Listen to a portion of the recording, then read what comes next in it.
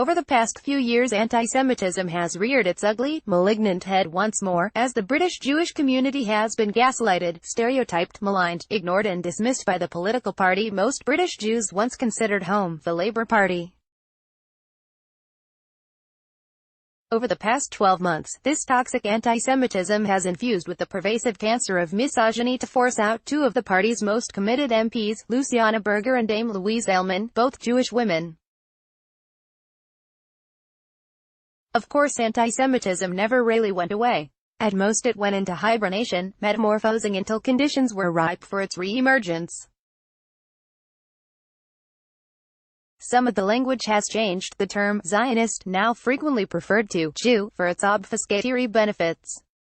But the tropes and the underlying hatred are largely the same. But while the institutionally anti-Semitic nature of the Labour Party is now a given for all honest observers of British politics, a recent piece in the Jewish News by Nathan Bourda argued that it's time to talk about the Tories' anti-Semitism problem. He raises a number of examples which he considers possible examples of anti-Semitism. There is a Suella Braverman's speech in March of this year about the threat of cultural Marxism, Home Secretary Priti Patel's conference speech in which she took aim at a North London, metropolitan, liberal elite, and Jacob Rees-Mogg's criticism of the Jewish philanthropist George Soros as the Ramona funder-in-chief. One of the most disingenuous lines coming out of the Labour Party is the repeatedly made claim that anti-Semitic incidents emanate from less than 0.1% of the party's membership, but that, of course, one anti-Semite is too many. This is not the issue, for as long as there are anti-Semites, racists, homophobes, ISDS and so on present in society, they will be present in political parties. It is in the procedures for dealing with these incidents that the Labour Party can be seen to be institutionally anti-Semitic, the way in which the leadership not only gives succor to anti-Semites, but at times openly bolsters and amplifies their claims. It is this dismissiveness that has led to Labour being one of only two political parties in British history to be investigated for racism by the Equality and Human Rights Commission.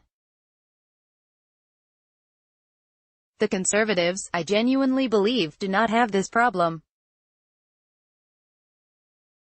Historically, the party is by no means immune to the scourge of anti-Semitism. Former Conservative Prime Minister Harold Macmillan once criticised Thatcher's cabinet for including more old Estonians than it does old Etonians. But the governments of both Cameron and May were proud supporters of the Jewish community, implementing a number of important policies, such as the ban on Hezbollah, the swift acceptance of the IHRA definition on anti-Semitism, and the development of a new Holocaust memorial. The Conservative government has also fostered closer relations with Israel, an issue important to many in the community.